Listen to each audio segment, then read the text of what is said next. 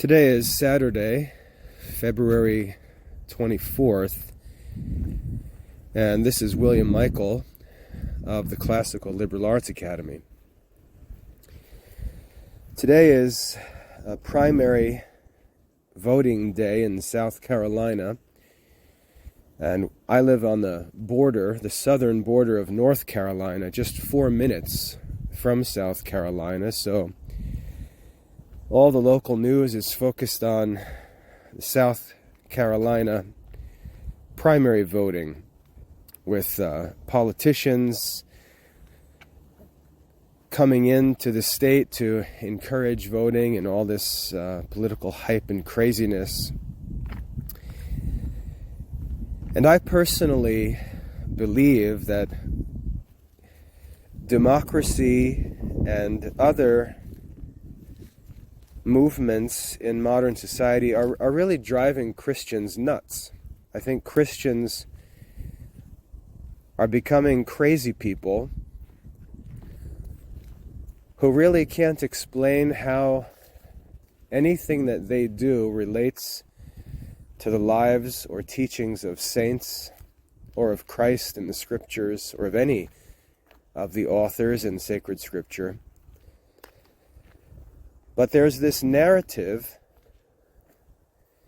behind American politics that Christians believe more fervently than the Scriptures themselves, than the gospel itself.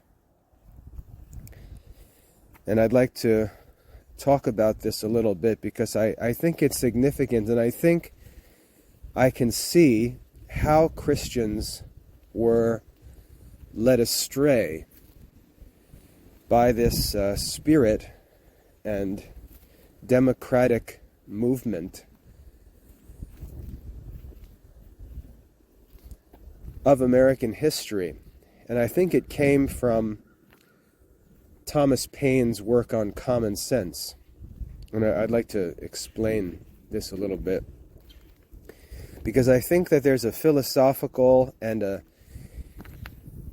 political error that has been promoted among Christian people that has led us to imagine that democracy is God's will. It's good for us.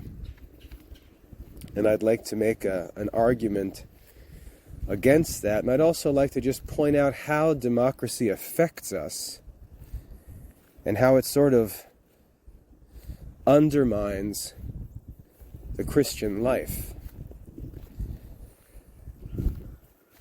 I mentioned Thomas Paine, and I don't know how much you've studied American history, but if you go back to the time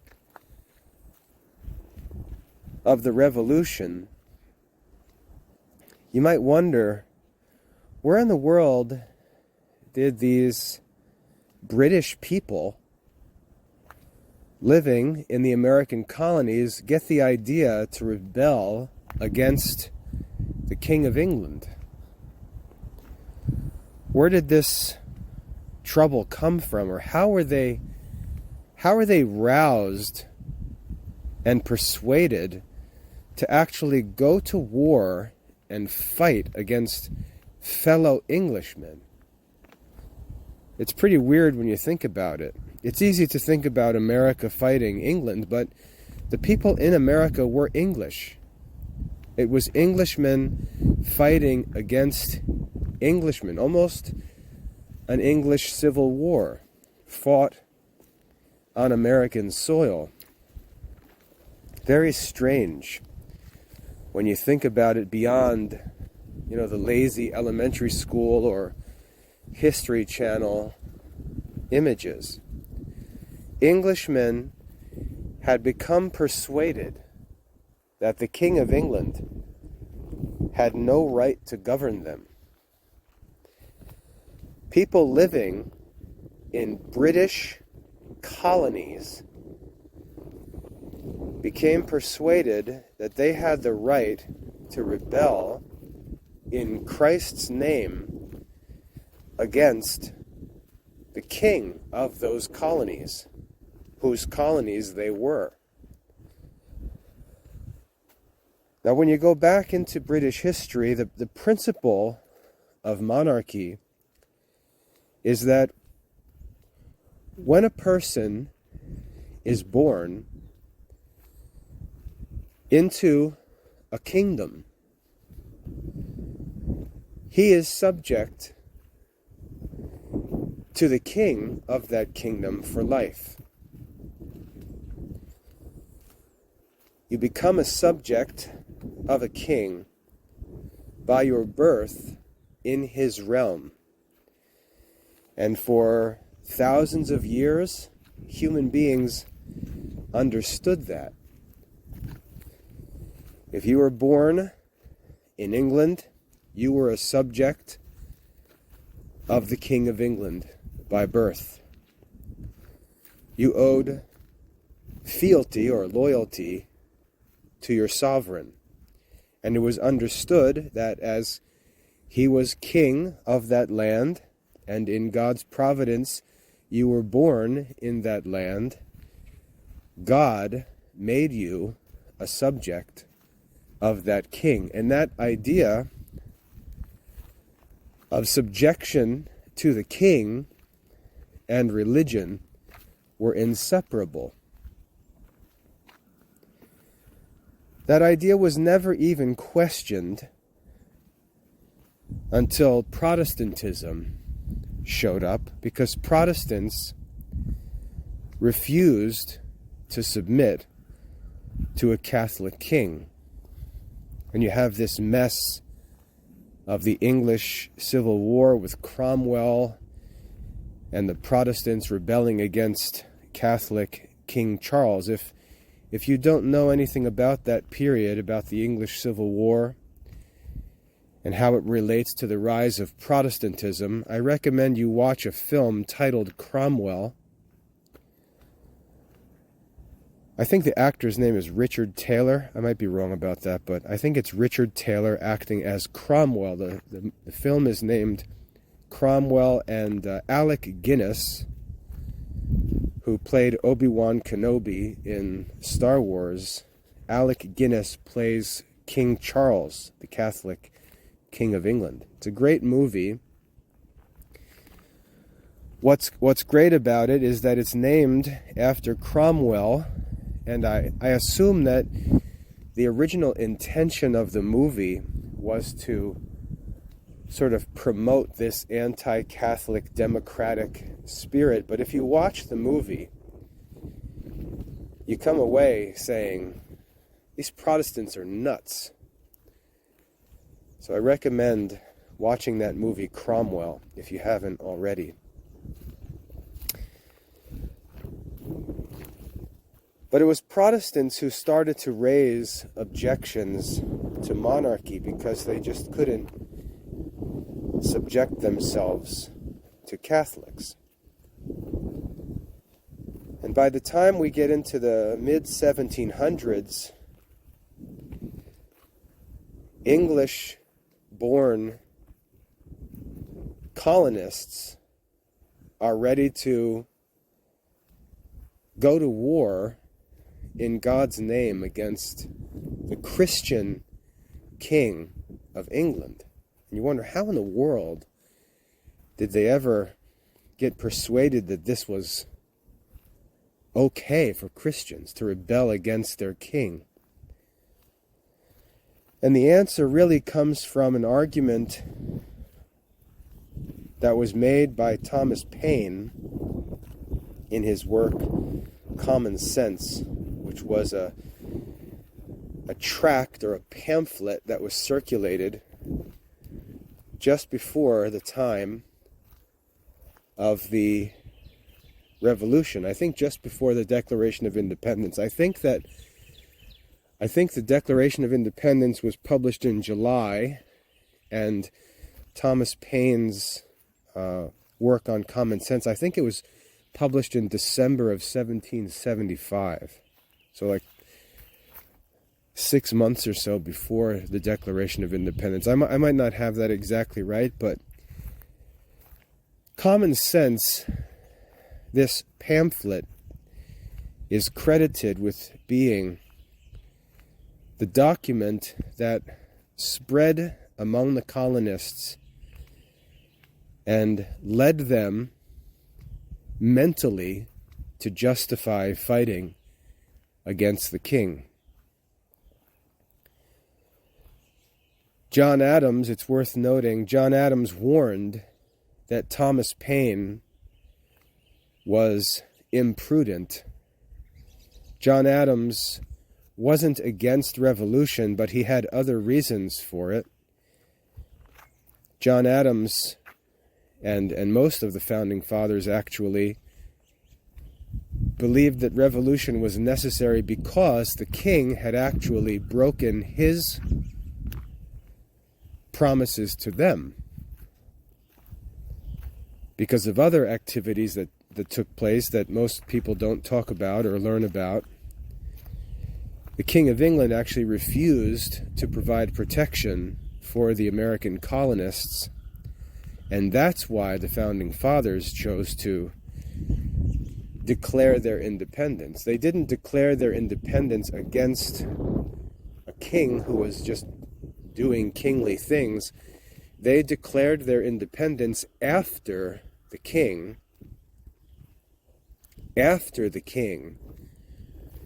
declared that he would no longer provide the colonists with military protection.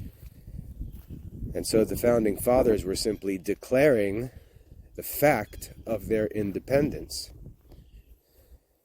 And you had men like John Adams who had very carefully articulated views on why America at that time in those conditions needed to establish their own government. John Adams articulated those concerns and thoughts in a pamphlet he wrote titled Thoughts on Government, which I recommend you look up and study. Get a copy of both of these pamphlets, Thomas Paine on Common Sense and John Adams, His Thoughts on Government, which is a response to Thomas Paine. John Adams warned that Thomas Paine was stirring people up emotionally and encouraged them to take up arms and destroy.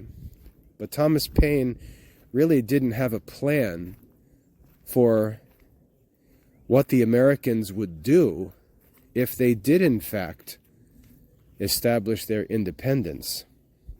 He said Thomas Paine seems to be good at destroying things, but he doesn't know how to build.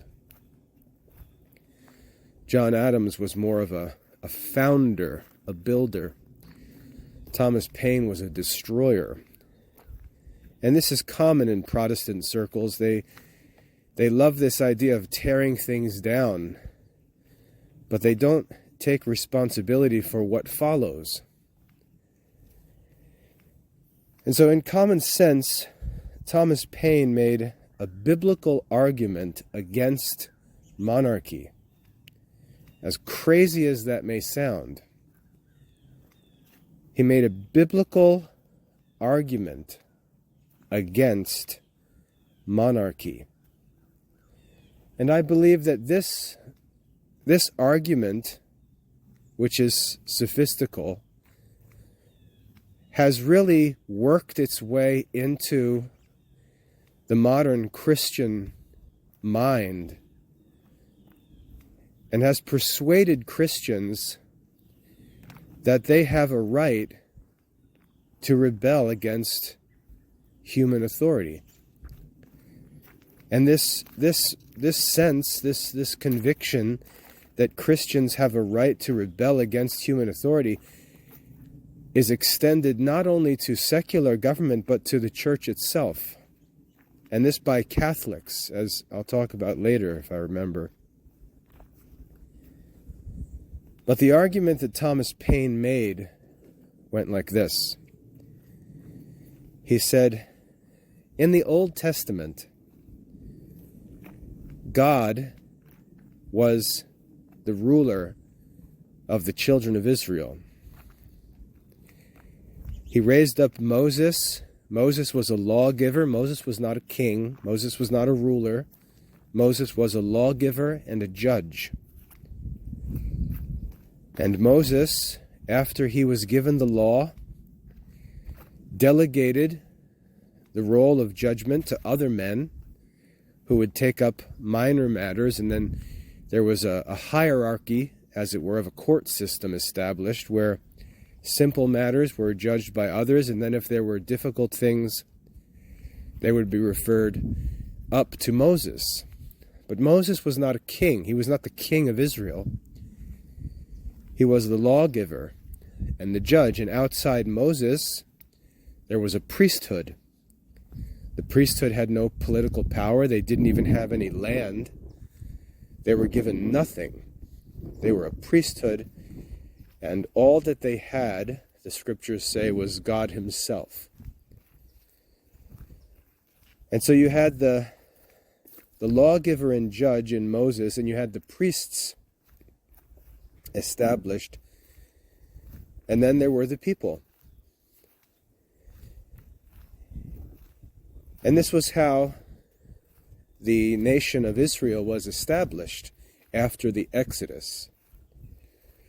And so from Moses, the people came across the wilderness, and then Moses died, and Joshua took his place, not as a king, not with any political power, but as one subject to the law himself.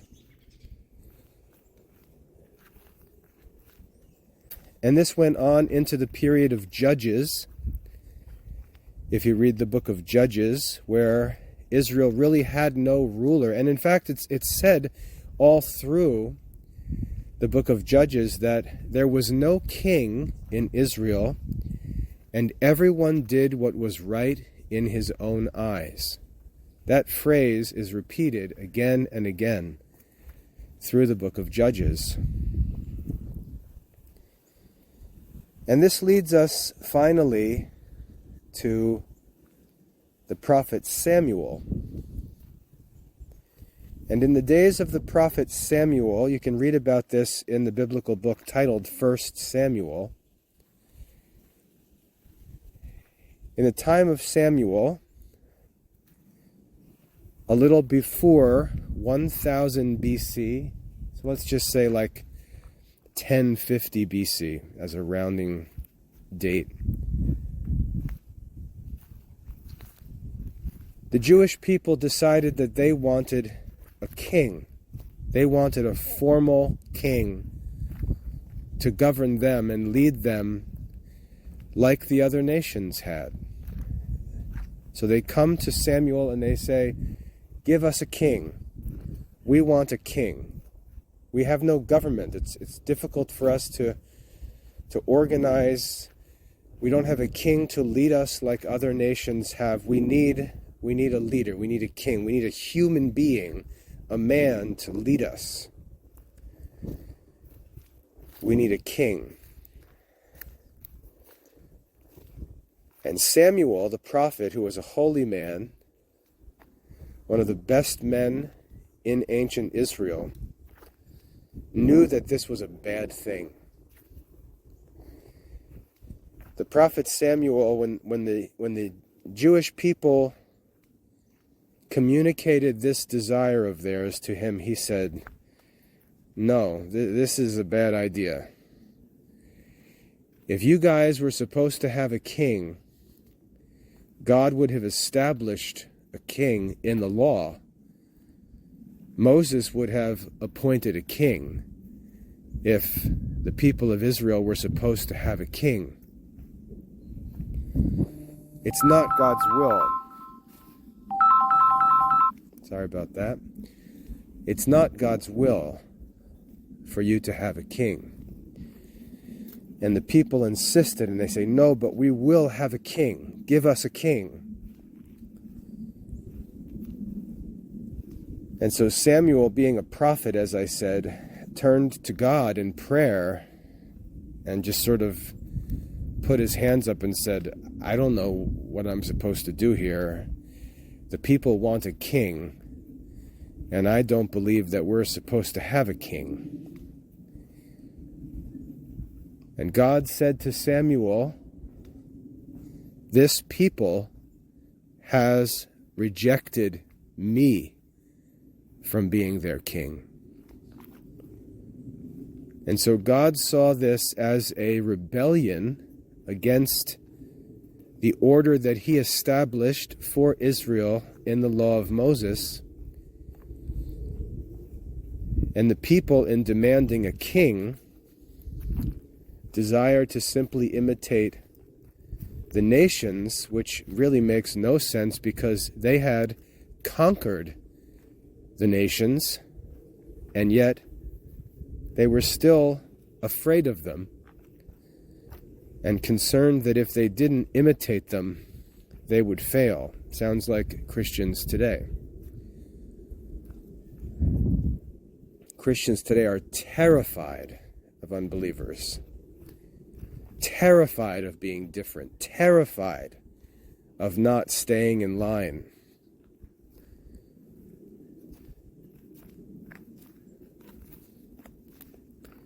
But this is what happened in ancient Israel. And so finally God said to Samuel, go ahead and give them a king.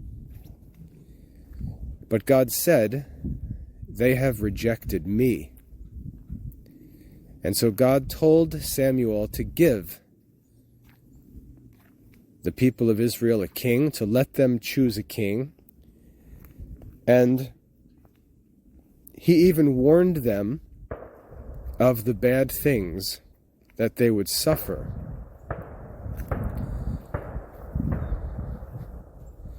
He warned them of the consequences that having a king would bring. He told them of all the abuses that they would suffer, how the king would basically hijack and take control of all their resources, even their own children. But they were insistent. They wanted a king. And so in light of my talk yesterday on why God allows bad things to happen to good people, again, here we see an example where God told the people the bad things that would happen, and they chose them anyway. That's why God allows bad things to happen. And so the people chose Saul, who was a big, tall, handsome, strong man. It says he stood a head taller than any other man in Israel. And they chose him. He was appointed to be their king. And he, of course, ended up being a corrupt, disobedient man who had the kingdom taken away from him after he disobeyed. And the kingdom was then given to David, famous, holy King David, who took the throne from Saul, and then he was followed by his son Solomon, wise Solomon. And when we see David and Solomon reigning as king, we may say, well, doesn't it look like having a king is okay? I mean, you have King David, King Solomon. Well, yeah, keep going. By the time Solomon's life was ending, he was already fallen away. And then after Solomon, the kingdom is divided, and the whole thing falls apart, and the Jews end up in captivity for the rest of their history, more or less. It's very strange, in fact, when I talk to Jewish people, it's very strange because they love to act like the Jews have this great long history of tradition and worship. And if you really look at the history, there's not much at all. You think about it. Moses came out of Egypt, I guess around 1400 BC. So you've got no temple, you've got this sort of wandering tabernacle or tent where the Jews worshipped, and this traveling priesthood, and they finally get established in Israel. David, around 1000 BC, finally fights off all their enemies, and under Solomon they build the temple. So the temple worship begins, let's say, around 950 BC with Solomon. But by the second generation after Solomon, the kingdom's already divided. And just a couple centuries later, Israel is taken captive. And they're brought to Assyria. And then later, the southern kingdom of Judah is taken captive, and they're taken to Babylon. And then it's into the mid-400s, I suppose, when King Cyrus rises up in Persia, conquers Babylon, and lets the Jews return home to build their temple. And then the temple stands from, I guess that's around 450 or so, until the time of Christ. And then 70 AD, the Romans sack Jerusalem, tear the temple to the ground, and it's never rebuilt again. So this idea of this Jewish tradition of worship and temple worship and all this kind of, it's a very, very fragile history if you actually look at it carefully. And so you can say, well, King David was a good king. Maybe King Solomon was a good king. And then you can go through the history of Israel and Judah and say, well, okay, well, here's a good king, and oh yeah, there's a good king. But most of the kings were evil. Most of the kings were corrupt and idolatrous, disobedient, and they just brought evil after evil upon the Jewish people. And so monarchy, it really can't be represented by David or Solomon. It's represented by Israel's loss of the land that God gave them without a king. That God gave them by simply obeying the law of Moses. But monarchy was the normal form of human government throughout the world among the Gentiles. And this is where Thomas Paine's sophistry comes in. Israel was not to have a king because God was their king. They, however, were a peculiar people that God had singled out from all the nations, all the Gentiles. And God himself pledged to rule Israel exclusively. The Jews could boast and say things like, what other nation has a God so close to it as our God? And what other nation has God revealed his law to other than the nation of Israel? Israel was a peculiar people. God gave them the law of Moses. God established the temple worship and the priesthood in Israel exclusively, and they were not to have a king.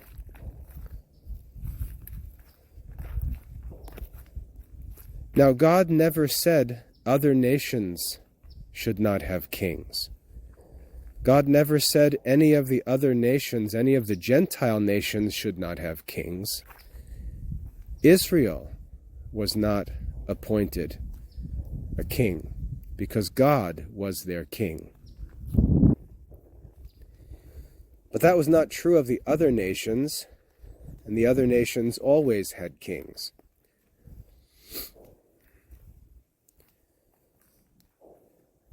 So when we get to the Christian era, the world is governed by monarchies all over the place, and most importantly, by the Roman emperor. And the term emperor is really just a fancy way to say king, because if you know Roman history, the Romans were taught that they threw off the oppression of ancient kings and established the republic. And yet, as the empire grew, the republic was not capable of governing the empire that had been established. And so Octavian, after the death of Julius Caesar, was basically elected king of Rome, but he was given the title emperor. And that was a very touchy subject, because the Roman people considered themselves to be a republic, and their whole history was a celebration of their rejection of oppressive kings. Yet they ended up with an emperor. And so Jesus Christ is born into the Roman Empire. And the Christian church is established in the Roman Empire under a monarchy. The Christian church is persecuted by the Roman Empire, but eventually the Roman Emperor, Constantine, converts to Christianity around 310 AD. And so all of a sudden, in God's providence, Christianity and monarchy or empire are married to one another. And Christianity becomes a royal religion in Europe. Christianity becomes the religion of the empire. And other than Julian the Apostate, that's true for the rest of the Roman emperors. Christianity becomes a royal religion, and this continues through European history with great kings like Charlemagne. So there's no problem with Christian monarchy through the Middle Ages after the conversion of Constantine, and it has nothing to do with the monarchy in Israel of the Old Testament. It has nothing to do with Saul being appointed king. This is the government of Gentile nations. This is the government of Gentile nations.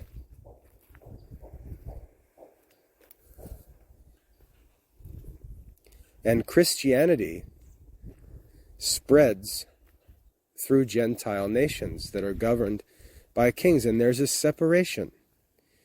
Even though the two are joined, there's always a separation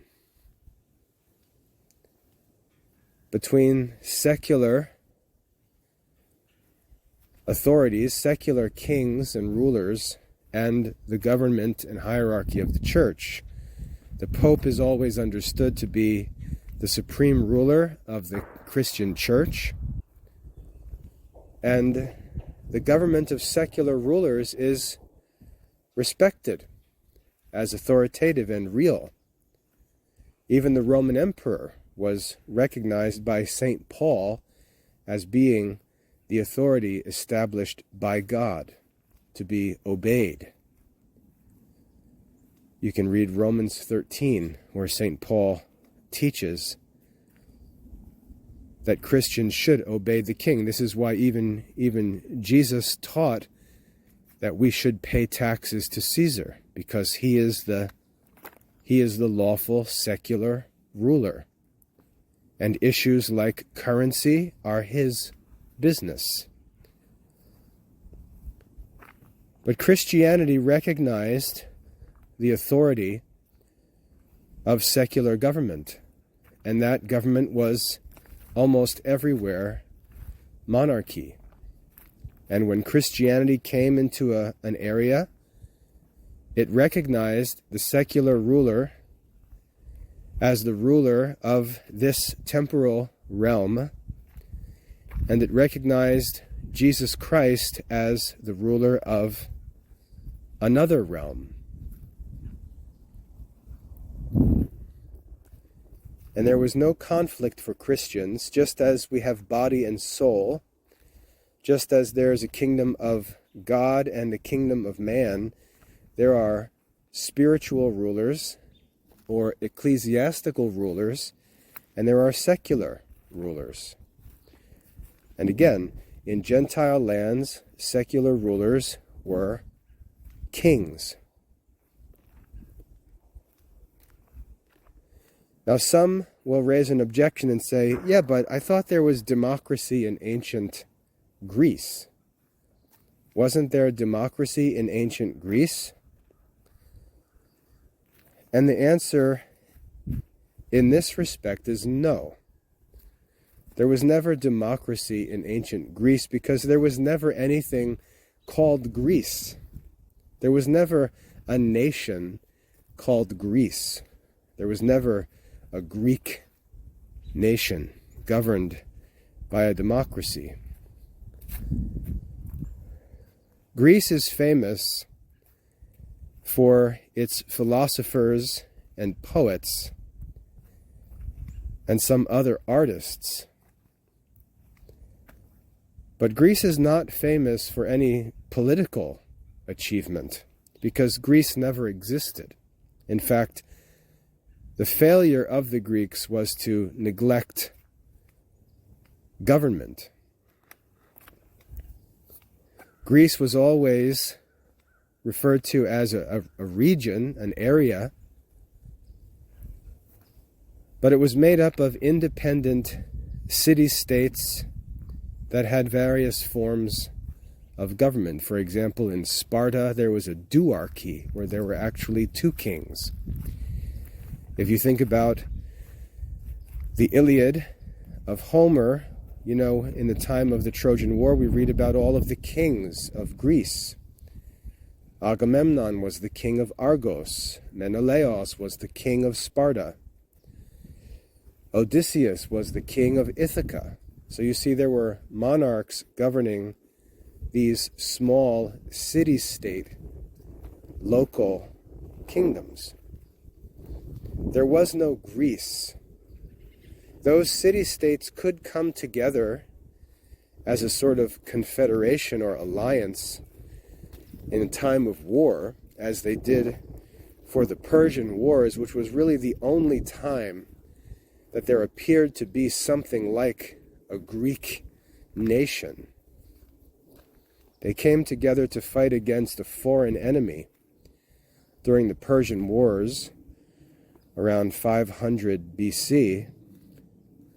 But as soon as the Persian Wars ended, that disintegrated.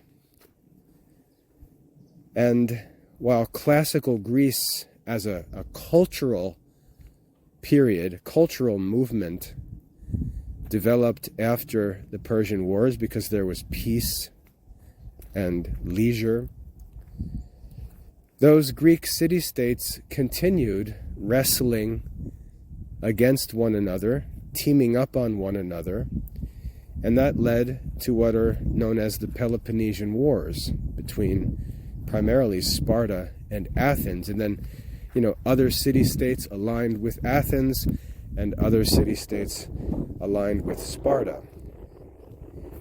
And so while the Spartans and the Athenians and their allies were fighting against one another for control of Greece, they wasted the opportunity that they had and lost everything when King Philip of Macedon came in the middle of the 4th century and conquered Greece, followed by his son Alexander.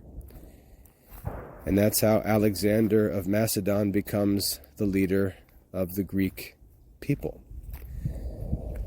So Greece never really had much in terms of politics. The only time it had anything admirable was during the Persian Wars, because they were fighting for their existence. But as soon as that threat was driven back, they disintegrated with their constant infighting. And so when we talk about Greek democracy, what you're talking about is government that was used at Athens. Athens alone.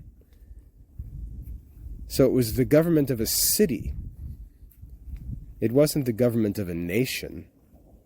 And I think I've read that the estimated population of Athens, as far as citizens were concerned, was like 30,000 people. You can check that. You can fact check that. I think ancient Athens had around 30,000 citizens. And even when we talk about democracy in ancient Athens, it's nothing like any idea of modern democracy. There were slaves, women didn't vote, men who didn't own any land didn't vote. The only people who voted were the people who paid the taxes. Land-owning free men, the men who had to actually pay taxes, were the ones who voted and decided what that tax money did. So appealing to ancient Greece as, we're imitating them in democracy, no, that's not true. So anyway, that was just an aside there. But back to medieval Europe, monarchy was the normal form of government all through Christian history. All through Christian history.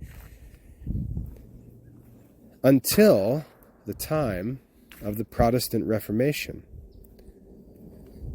The Protestant Reformation, having no problem throwing off the authority of the papacy, had no problem throwing off the authority of worldly rulers either. And so Protestants had to come up with arguments to justify throwing off the rule of kings. And they did this by false arguments from sacred scripture. So what happened in the 1700s? What happened in the 1700s? Sorry, my neighbors are a little trigger happy today. I don't know what they're up to. But in the 1700s, as the American colonists were trying to establish life in the new continent, they were having disagreements with the King of England, who really gets a bad rap in the history here, because we'll hear that he was trying to force the colonists to pay taxes and was actually seizing and forcing them to pay taxes, but we don't have it explained why he was doing so, because he was actually funding their military protection against the Indians. That's why he was demanding that they pay taxes to at least contribute to their own defense. So it was very costly for the king.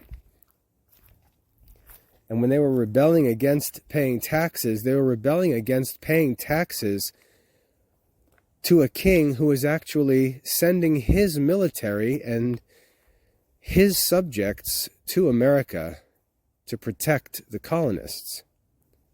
So when you get the whole story, it sure changes. But finally, as a punishment, the King of England said, all right, you're not going to pay the taxes that I request, then I am not going to provide you with any more military protection. You're on your own.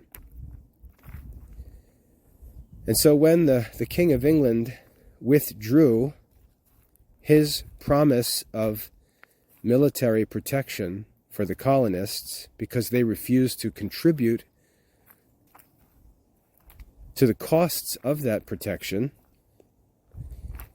He withdrew it, and then they declared themselves independent as if it was some kind of necessity, when it really wasn't. Now, in America at the time, all the way through, really to the time of the Declaration of Independence, the leaders of the colonies and the Americans themselves were divided. Not everyone wanted to separate from England. Not everyone wanted to rebel against the king. There were loyalists and there were revolutionaries. Most people thought that the best solution was to find a way to make peace with the King of England, but to do so in a way that was beneficial also for the colonists. But things came to a point when there was a sense that if they didn't organize and establish their own government, they were going to end up in trouble. And it was into that context that Thomas Paine published Common Sense. And what Thomas Paine came up with this argument. That was a long introduction. Thomas Paine made this argument. In the Old Testament, God did not intend for Israel to be governed by a king. They sought a king because of their own lack of faith, their own sin. They asked for a king. Monarchy, consequently, is not God's will. That was the argument Thomas Paine made. Thomas Paine argued that the Bible teaches that monarchy is not God's will. And if you want proof that monarchy is not God's will, just look at Saul in the Old Testament. When the Jewish people demanded a king, God said, "They have rejected me from being their king." And Thomas Paine argued, you see, it teaches in the Bible that monarchy is sinful, and only sinful people want a king. And therefore, we're actually acting in line with God's will when we throw off this monarchy and establish a biblical country with a biblical government, and we will not have a king to rule over us because we want to be a biblical nation. And that was the argument. Now, as I said, the fault of that argument is that what God had said was limited to the context of Israel as a peculiar nation. God never said that Gentile nations should not have kings. God never authorized anyone anywhere else to rebel against the king. So that whole argument is based on this false idea that whatever God said to Israel in the Old Testament should be copied, lifted out of the scriptures, and pasted into our own documents, which is just irrational. So the argument was that getting rid of the monarchy was God's will. Getting rid of the monarchy was biblical. And that the monarchy, even though the monarch was himself an Anglican, a Protestant Christian, it was just all lumped together with that old Catholic European past that these modern men wanted to rebel against. And that was the argument for the revolution. Now you could see that that argument would only work on ignorant people who are zealous without knowledge, as St. Paul says. And that's what the American people were. They were an emotional, zealot people who really didn't understand what they were talking about. And so an argument like that from Thomas Paine was dangerous. And as I said, John Adams had to actually write a pamphlet titled Thoughts on Government to throw some water on the fire that Thomas Paine had started. But it was not enough, because that spirit of rebellion, which is just always looking for some slight justification to rebel against lawful authorities, found its justification in Thomas Paine's stupid argument that monarchy is actually sin and contrary to the Bible. But this idea that America, established as a democracy or republic, is somehow Christian or biblical, because monarchy and papacy and authority and all of these old institutions are somehow evil, is just part of the whole modern Protestant error. And yet, while we can understand why Protestants would fall for all of that, modern Catholics have also bought into all that stuff. Modern Catholics talk about America being a Christian nation, founded on Christian principles.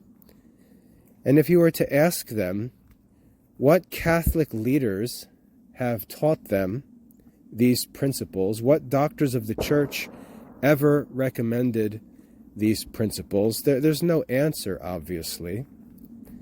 But they've just imbibed all of this Protestant teaching, and by not examining these things, but just drinking them in, because the danger of Protestant teaching is that it's very flattering to our own ego, to our own flesh, to our own worldly desires, and so on. It's a natural and attractive doctrine to carnal people. And so it's no doubt that where piety declines, Protestant teaching becomes easily received. And this is what's happened among American Catholics. They've allowed Protestant ideas, non-Catholic ideas, to just soak into their souls. And they can't even distinguish anymore Catholic thoughts from Protestant thoughts. And this is not true only in political issues, it's also true in theological issues. You'll hear Catholics say things that are straight out of Protestant books.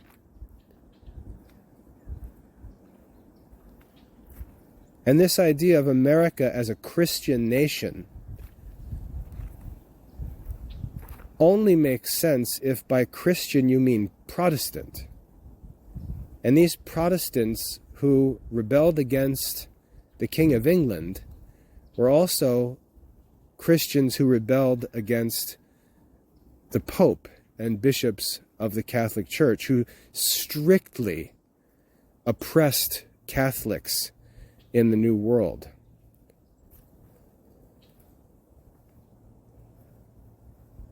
And yet somehow this Protestant anti-monarchy argument has been swallowed down by Catholics who are now wrapped up in the frenzy of American party politics. And we see this in Catholic society today in America. And it's just nuts.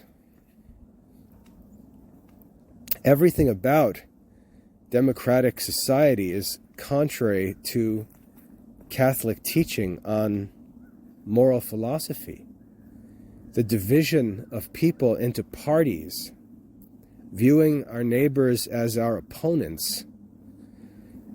You can see the origin of these ideas by noticing how people who embrace these ideas of this like Christian government and Christian America, you'll notice how immoral behavior is justified by it, as though the end justifies the means. For example, you'll see Christian people, in the name of politics, pouring foul language all over the place.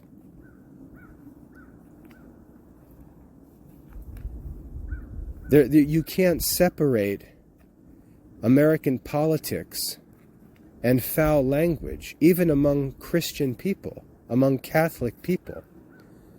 I've seen Catholic women with vocabulary, what my grandmother used to call with the language of a bunch of sailors.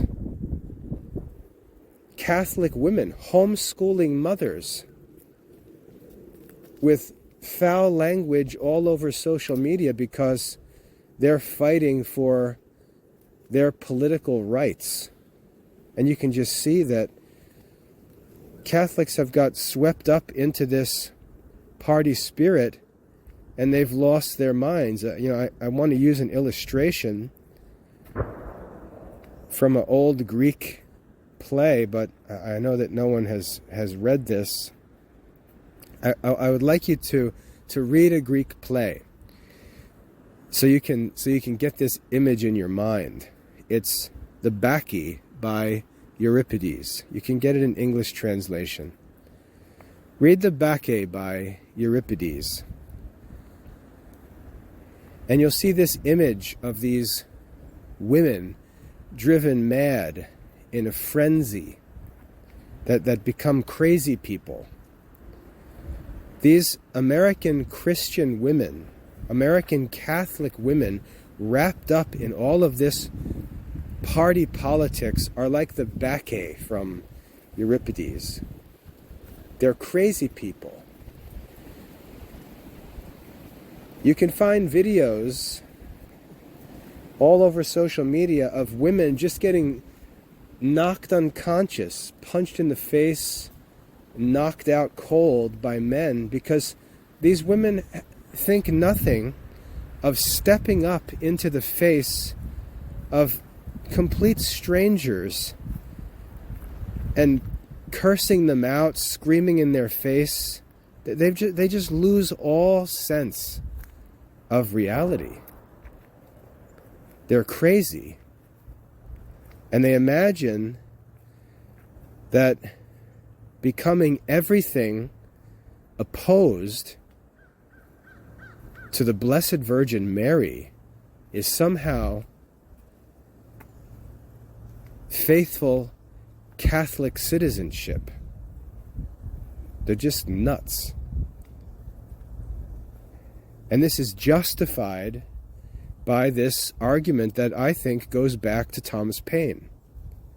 This idea that government authority is not biblical. And you'll find these handful of picked out verses like, we should obey God rather than men. Yeah, that's true, but do you know who said that? St. Peter said that. It wasn't some random Christian defying Caesar, saying, I should obey God rather than men, and taking the interpretation of Scripture and political controversies and moral philosophy and law all into his own hands and declaring himself to be some kind of infallible divine leader. You're quoting St. Peter. in the book of Acts, in sacred scripture, saying that the apostles who were being forbidden by the Jewish leaders to preach the gospel should obey God rather than men. And you're taking that verse out of the mouth of Saint Peter in a peculiar context, and imagining that you can carry that like a card in your pocket and just throw it on the table anytime you feel like defying authority. And you just see that this mentality is it's just insane. It's so anti-Christian, so anti-Catholic. And it's become the norm among Catholic people in America. They're persuaded that the Catholic Church brought democracy to the world. Just crazy. The Catholic Church has never opposed monarchy or called for democracy, ever. It's just craziness. Now, I mentioned before, and thankfully I remembered, I mentioned before that this American spirit, this American party politics argument that sort of gives the individual the right to rebel against government authority, and imagine that this is somehow biblical, is not applied only to secular government, but the same spirit is brought into the church. The same spirit is brought into the church, and we have Catholic people who don't even think twice or hesitate before they speak against the hierarchy of the church, because they're crazy. You have laymen who will not even hesitate to post some nasty criticism on, let's say, the Twitter account of an archbishop in the church or the Vatican itself.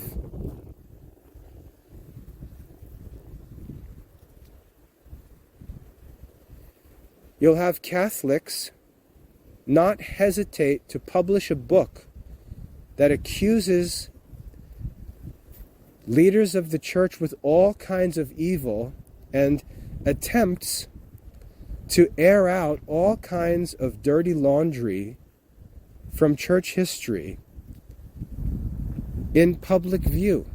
And imagine that doing this is saintly or traditionally Christian. And it's no surprise that the people who you find speaking against the authorities in the Catholic Church are also the kind of people who are wrapped up in American politics, because they've just mindlessly swallowed in this non-Catholic message that secular authority or temporal authority, whether it's secular or ecclesiastical, is subject to individuals. And you can see how this comes from this democratic spirit where it's like, oh, are you unhappy about something? Well, find out, and you need to call your senator, and you need to tell your senator. This whole idea is so insane. The senator is not the senator because you chose him. You have no right to tell the senator what to do.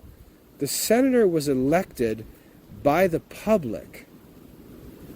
He's there as a representative of the public, of the people, not of you as an individual. He's not there to do your individual will. He's there to do the will of the people. who voted him into office.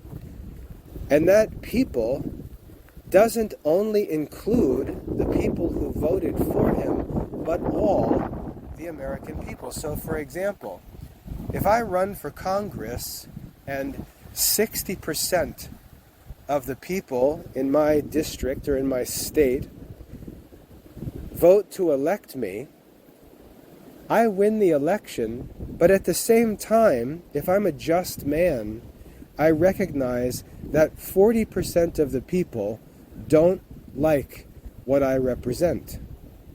And if I'm a respectful representative, I understand that I do not have the right to go in and just smash the will of the 60% through the laws to the complete frustration of the 40%. That's not American. That's not democratic. That's just divisive party politics. That's anti-American divisive party politics. And that's the spirit that we have today. And most Christians in America today are perfectly comfortable with that. They're perfectly comfortable with an elected official who receives half of the vote going in and pretending that he has the right to just completely demolish and disregard the will of the other half of the voting public. And that's just insanity. And that's normal today.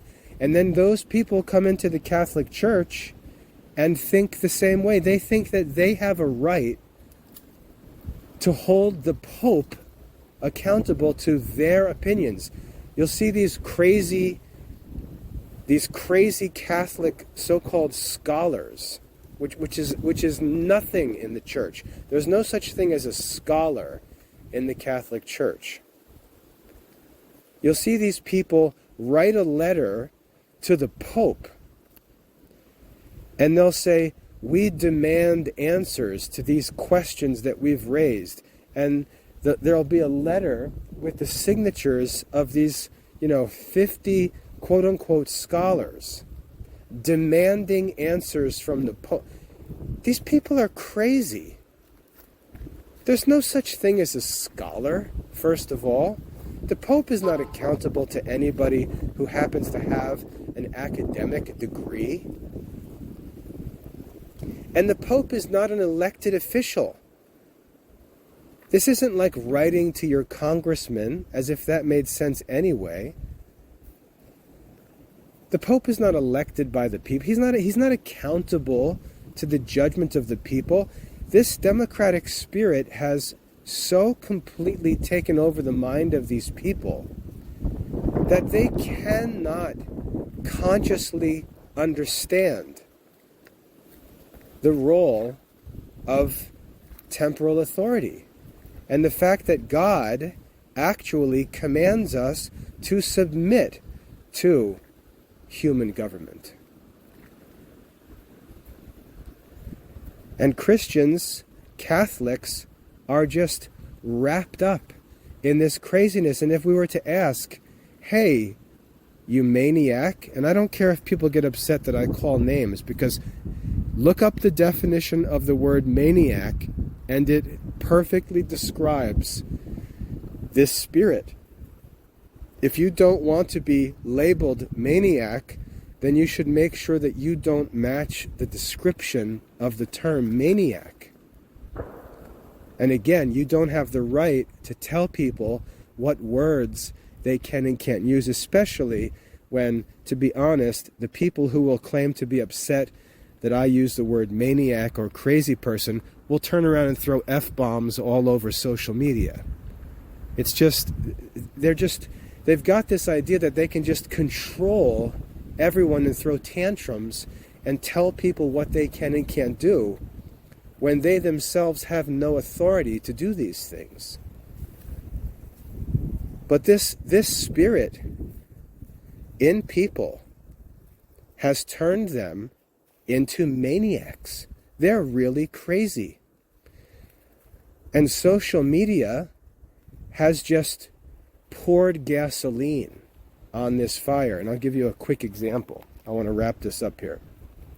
This recent event with the funeral at St. Patrick's Cathedral in New York City. Throughout church history, or even before the advent of social media, let's go back to the early 1990s. No one in America, no one in New York City would have even known what took place in St. Patrick's Cathedral except the people who were there. Do you think that that funeral event would have been published in the newspaper? No. Catholics would not even have known about an event like that. And it's not a big deal. And I'll explain why it's not a big deal. First of all, when the details come out, we find out that there was deception involved. There were evil people who did an evil thing. It's not the church's fault that these evil people did an evil thing. But more importantly, it was a one-time event. It was a one-time event. 99.9% of the people talking about this event would never even have known it existed before social media. But today, these people are sitting, scrolling through social media 18 hours a day, looking for any juicy bit of gossip or negative publicity that they can find on the church. And then what do? Share, repost, share. They multiply this all over social media. So now all of a sudden, this event is ubiquitous. Everyone sees it everywhere. It's in every feed, on every page, all over the place. People are talking about it everywhere. And they're writing nasty messages to Cardinal Dolan or to the Vatican, demanding a response. A response to what? A response to whom? To whom? To you? To me? What are you going to do?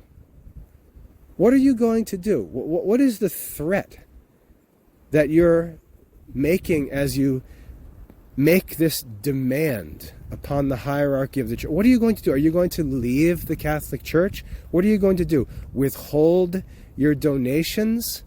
Like you're donating millions of dollars and the church is going to suddenly collapse?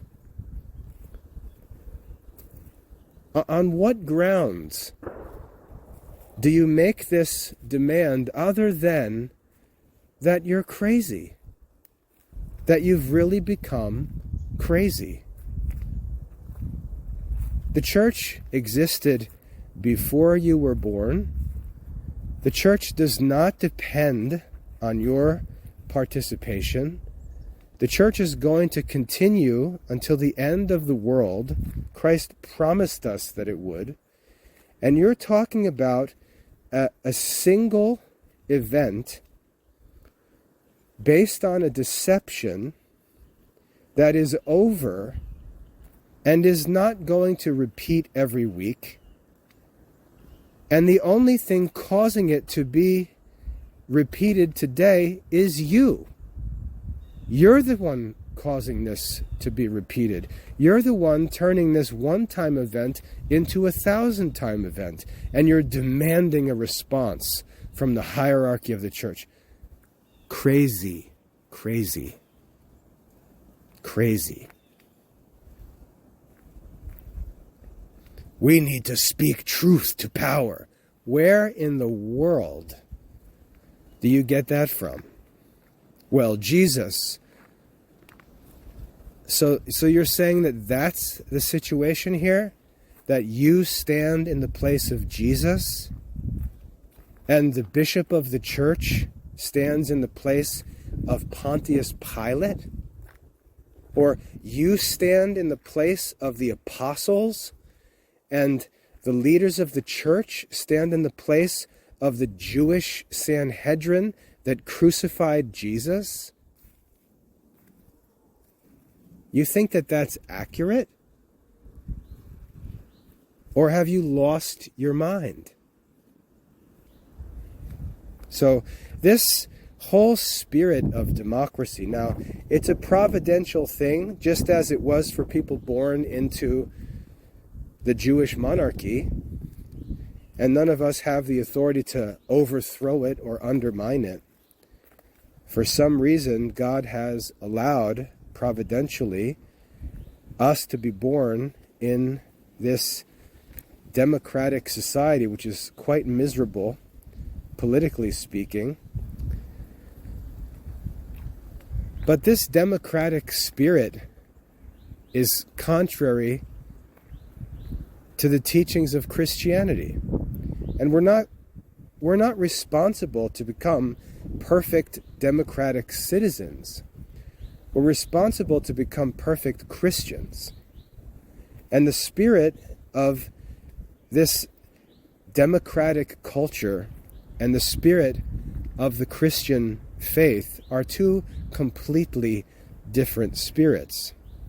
I want to cut this off because we're already over an hour, but I'd just like to ask you to reflect on your political behavior.